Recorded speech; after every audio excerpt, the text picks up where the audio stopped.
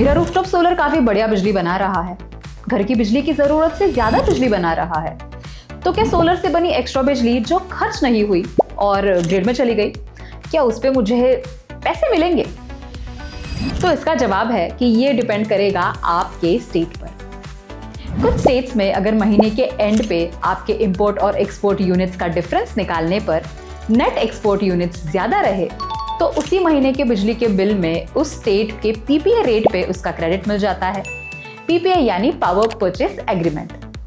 ये वो रेट है जिस पर डिस्कॉम आपको सरप्लस एक्सपोर्ट यूनिट्स पे कॉम्पेंसेट करती है। लेकिन कुछ स्टेट्स में ये extra export units carry forward हो जाती है अगले महीने तक, और साल के एंड पे अगर सरप्लस एक्सपोर्ट यूनिट्स बचे रहे तो वो यूनिट्स पीपीए रेट पे मल्टीप्लाई होके आपके अगले महीने के बिल में एडजस्ट हो जाती है।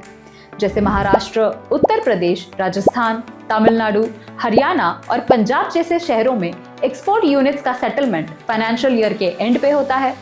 लेकिन कुछ स्टेट्स में अगर सरप्लस एक्सपोर्ट यूनिट्स यूज नहीं हुए तो वो लैप्स हो जाते हैं, उन पे कोई पेमेंट नहीं मिलता।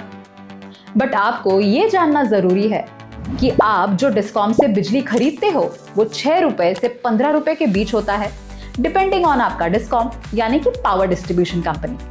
लेकिन जो पीपीए रेट जिस पे डिस्कॉम आपको कॉम्पेंसेट करती है वो होती है 2.5 रुपए से 4 रुपए के बीच, और ये स्टेट टू स्टेट डिफर करती है।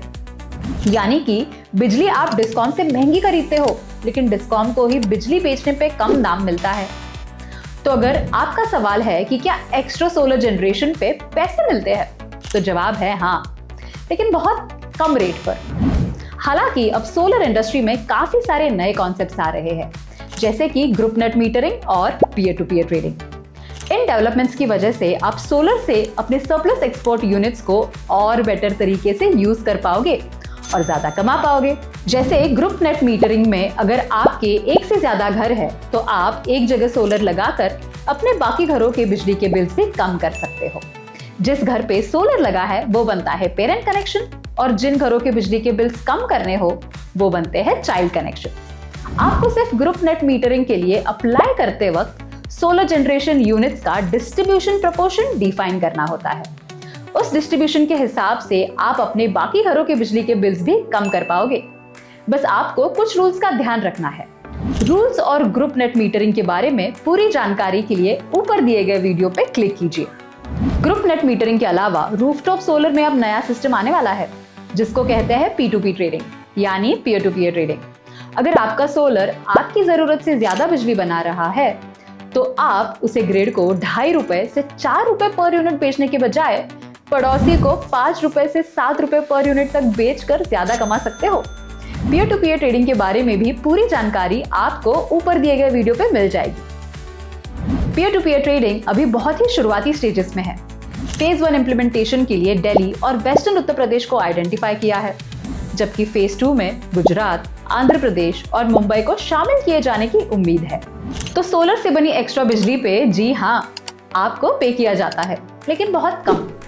तो अगर आप ये सोच रहे थे कि मैं जरूरत से थोड़ा बड़ा रूफटॉप सोलर लगाकर बिजली बेच के पैसे कमाऊंगा, तो आपको बता दूं कि पहला, इंडिया में रूफटॉप सोलर सिर्फ कैप्टिव कंजम्पशन के लिए है, यानी खुद की बिजली की रिक्वायरमेंट को मीट करने के लिए, ना कि रीसेल के लिए। और दूसरा, अगर आप जरूरत से ज्यादा बड़ा सिस्टम लेते हो तो पेबैक पीरियड बढ़ जाता है और आरओआई कम हो जाता है। इसीलिए स्मार्ट डिसीजन ये है कि अपने सोलर सिस्टम साइज को अपनी एक्चुअल कंजम्पशन के हिसाब से प्लान करें। अगर आप रूफटॉप सोलर लगवाना चाहते हो तो डिस्क्रिप्शन में दिए गए लिंक पे क्लिक करें और आज ही हमसे एक फ्री सोलर कंसल्टेशन बुक करें।